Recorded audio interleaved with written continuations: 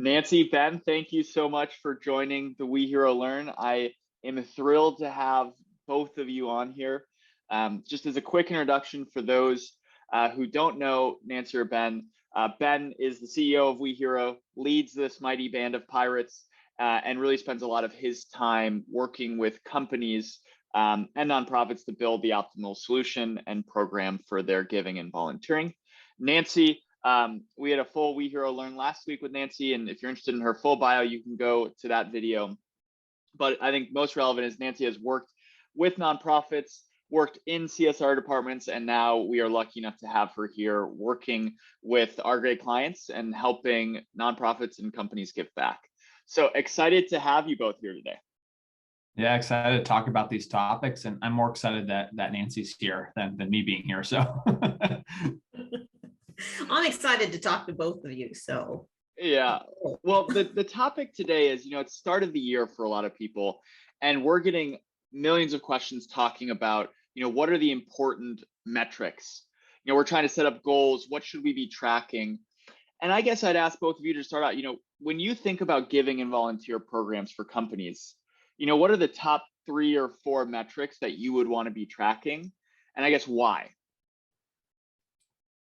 all right. yeah, Nancy, do you want to give a first pass at this? Sure. When it comes to volunteerism, the traditional go-to is all about volunteer hours and how many, right? How many volunteers did you have? How many hours? Which I think are great. And I think those would definitely be some of the go-tos. I think there's more of a trend now to look for the actual impact that the work the volunteers are doing is really having on the nonprofit, the community, things like that. So I would personally put impact number 1. And then it can be measured in a variety of different ways. And then for giving, I think amounts obviously are measured, right? Who you give to, but I see more of what's the alignment? What's the alignment with your business mission? What's the alignment with your strategy for corporate social responsibility? How are these dollars really, again, driving impact? And how are you tying those to your volunteer efforts? Yeah, can I jump in? Just one question I have is, we are obviously an impact first organization, push that forward, but not every nonprofit can give you specific impact.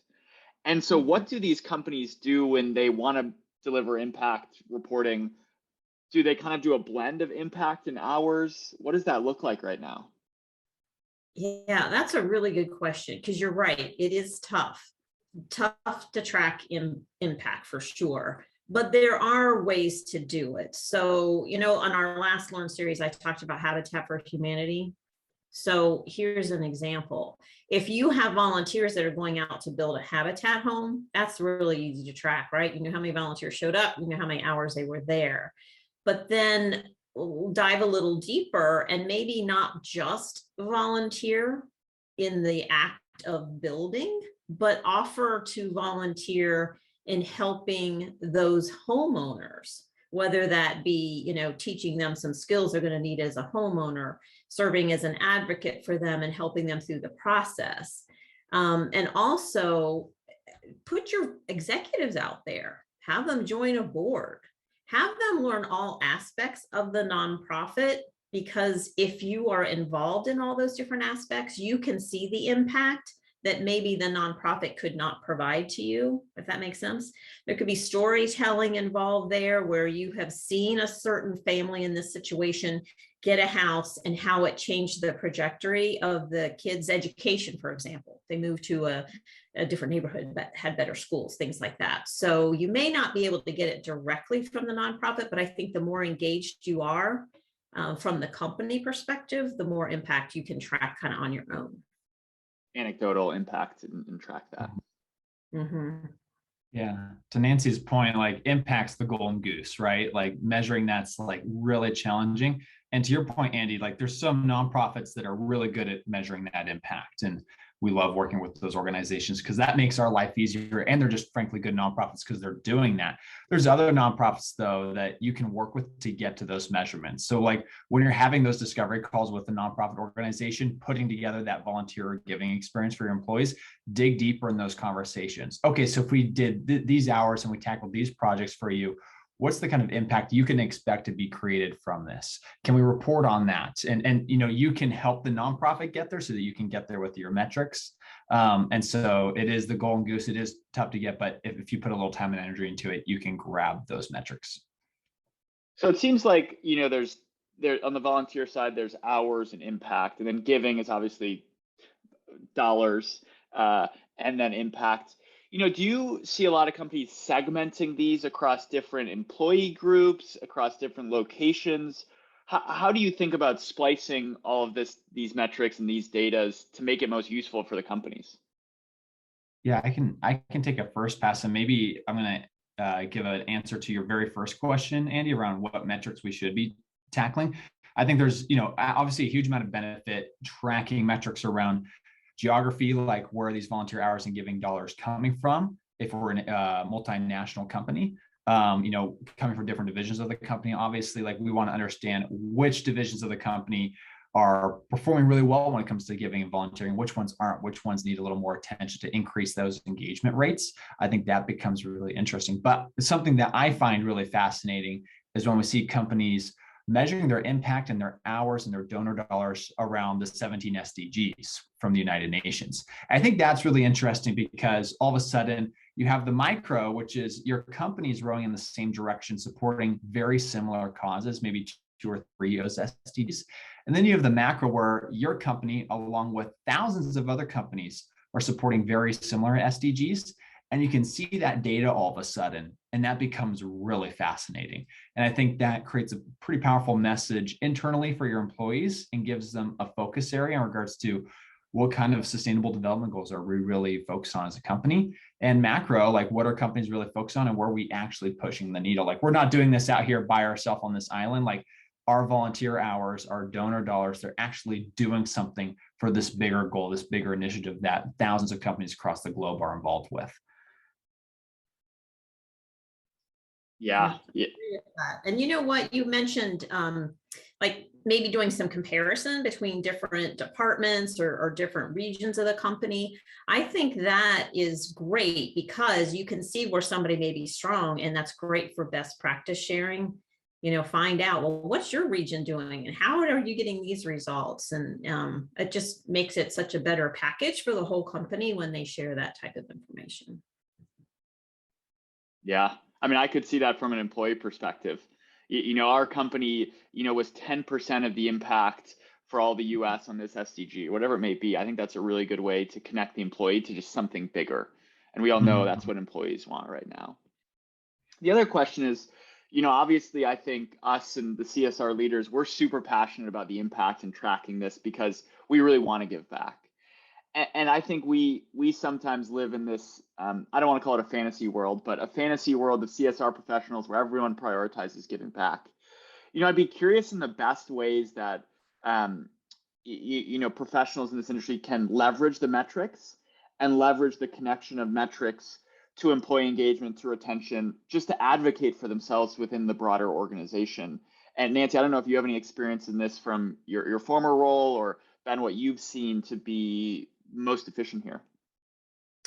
Yeah, I had the opportunity to actually kind of revamp our corporate social responsibility focus areas in this former position. So you're kind of starting from the ground up. You had all these metrics from your prior focus and that type of thing, but when you change everything, that's when you can really see where the differences lie. And like tracking your volunteer hours and your volunteer number, right? You can obviously see, did that go up? Did that go down? We changed what we were focusing on. Is it tied to that? Getting employee feedback, you know, just kind of, you know, sharing those opportunities, giving the employees opportunities to share their stories, and also focus groups. talk to the employees, find out what gives them the most satisfaction from volunteering, and where do their passions lie, and that type of thing. So you can kind of measure, obviously, from year to year where your changes are. But like for employee retention, for example, I mean, there's so many stats out there that prove that a company that is engaged in their community and giving back has higher retention. But how do you measure that? Well, you look at your volunteer efforts, you look at your turnover, right? And see, are there any patterns here? Did things change at a certain time? What were the environmental influences, social influences, things like that? So it is a tricky way to kind of get it all measured, but you can see patterns and trends happening and then tie them back. But definitely engage employees and your employee resource groups as well, as you're trying to make those kinds of changes and setting your overall goals, because you want to have different levels of goals. I think, the grand goal for the entire company, and then how do you get to that, right? Like if you're wanting to reduce your carbon footprint, okay, well, how are we going to get there? And all these different steps along the way. Yeah, I think there's, to Nancy's point, you can find those correlations pretty easily. There's also some really tactical things you can do. Like, so when you have a volunteer, for example, you have an employee that's engaged with you in those efforts. And it's the perfect time to like survey them right there and then, not just about CSR, but like the meaning of volunteering to them in their career. So for example, we have done surveys and events where, how important is volunteering to you for your career, and we'll get great responses. And a good example is we worked with a large pharmaceutical company on their volunteer experience. We surveyed the employees immediately after the event. We had like 363 responses around questions around how important is volunteering to you for your career? How many times a year do you want to volunteer? And we gave that to the CSR team, and they were like, oh my gosh, it's going to be so immensely useful for us to get more budget for these programs. And so there's some tactical things you can do as well to advocate for yourself, because of course we want more. Like you said, Andy, we're biased. We think this is the greatest thing in the world. We always want to get more budget so we can do more incredible things to make impact. Yeah, no, I think, Ben, the last point you bring up is really interesting, because there's part of it which is just at these 50, 100,000 employee companies, it's super hard to get a read on the entire organization. It's not as simple as sending a small survey in Slack and asking. And so understanding that and figuring out where you can get the sample size that you need through your activities, I think is a really great exercise. I guess, one thing we think about, because our clients work across all the different platforms, Nancy, and I know you interact with a lot of clients this way. What advice do you give them around the platform space, and like which technologies to be using? Should they stick with Excel? Should they use all the other platforms? Kind of what suggestions do you have when people ask you that? Yes, that is a great question, because the platform that you use is pretty critical to helping you measure, right? So everyone has different budgets. They have different goals, different things that they want to measure, different ways of reporting, for example. So I would say, take a look at several, and, maybe get a demo of different ones and talk to others in the CSR space that's similar to yours, similar industry, whatever, and just get feedback from users, because that will help you a lot. Before you make an investment. But really, you got to do what's best for you and find a platform that is going to offer the type of functionality that you're looking for, the type of reporting that you want, and service. I think service is very important. I learned that in a prior role I learned that service was kind of an assumption, but didn't necessarily always happen. And that made a huge difference. So if we were in the middle of a big program or fundraiser or something like that, and we weren't getting answers from the vendor or weren't getting the support that we needed system-wise, and you don't have that service, it's a huge thing. And you don't think of it until you need it, right? Like, how quickly are we going to get responses, and can they make changes, and, how flexible is it? So I would say check out those things as well. I wouldn't just jump in, do some research and investigation, and demos are good. And like I said, talk to others who use the system. ask them questions and, see what their pain points were, what's going well, what's not going well. Yeah, those are good points, Nancy. I think the other thing we look at a lot right now is that we live in such a dynamic environment where the metrics we need to track, the programs we need to run are changing so quickly. So one thing we've been advocating for our clients and partners is flexibility in the platform that you choose, the ability to add additional fields, to be able to be really agile with your implementations. I think that's so critical right now. And I think we're seeing, more and more companies have a standard base platform, a large platform, and then having add-ons to that where they can be more flexible, measure more data points, and bring that into their final end of the year impact reporting that they actually do. And so that's another key message to give folks is look for flexibility right now, because it just continues to change faster and faster every day, it seems like. Yes, good point. Yeah. And Nancy, on your point of connect with people, if anyone watching this video needs to be connected with someone as they're analyzing a platform, we're happy to provide introductions to our clients who use that specific platform. Want to be helpful in any way that we can in getting these set up correctly for you.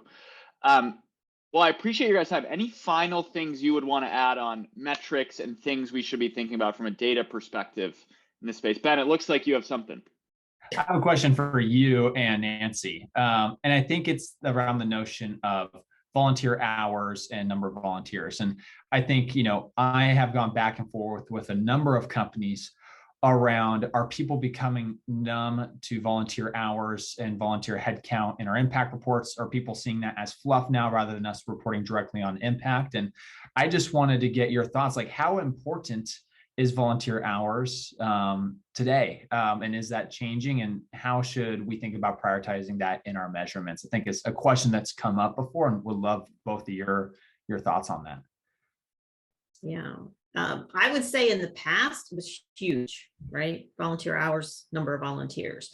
I think it's still important, but to your point, Ben, about the fluff, I think more people may see it that way because what goes into those hours? What's really happening during that time? Is there really action happening all 4 hours if you're doing a 4-hour event?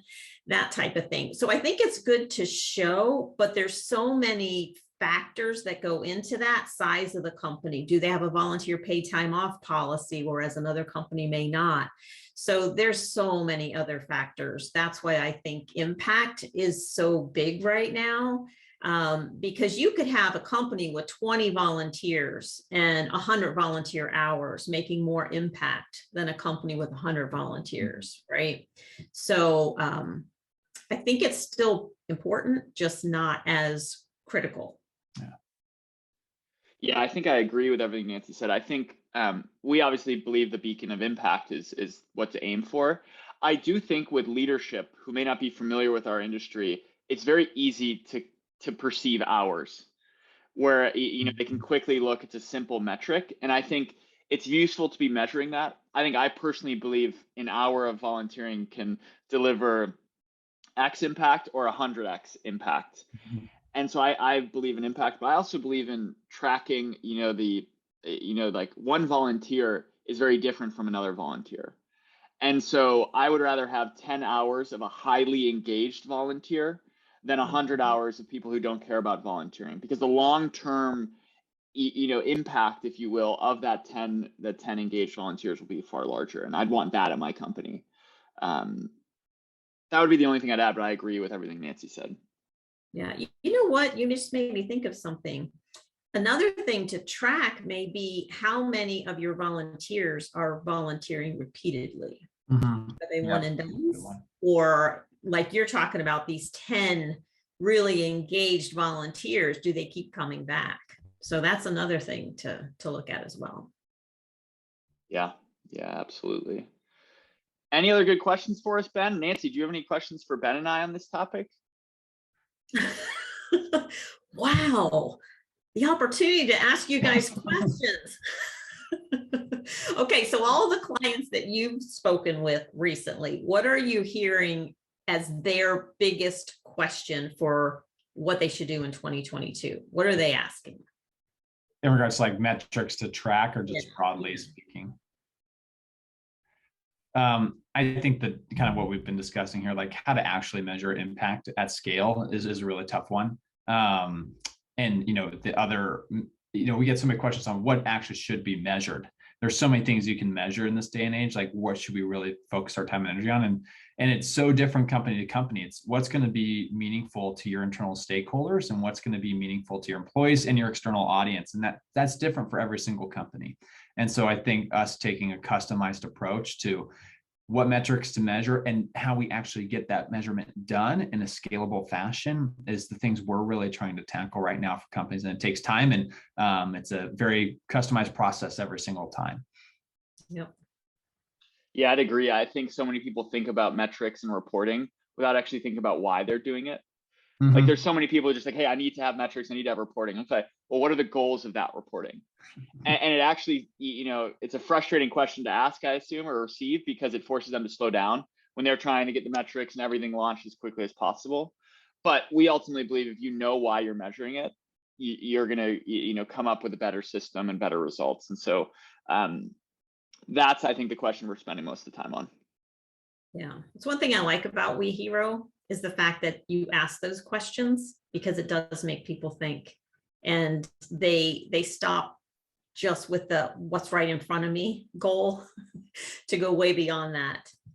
So yeah, well, I like the fact that you do that. It's a hard life being a CSR manager at these massive companies, right? I mean, they have so much stuff to do, under resourced, and so anything we can do to be helpful. Yes, absolutely. Yeah. Well, I appreciate the time, you guys. I think it was a great discussion. If anyone wants to chat more about our views on metrics, what we would recommend for your company, just please reach out. We're always happy and enjoy to have these conversations. So appreciate the time and look forward to chatting again soon. Thanks, everybody.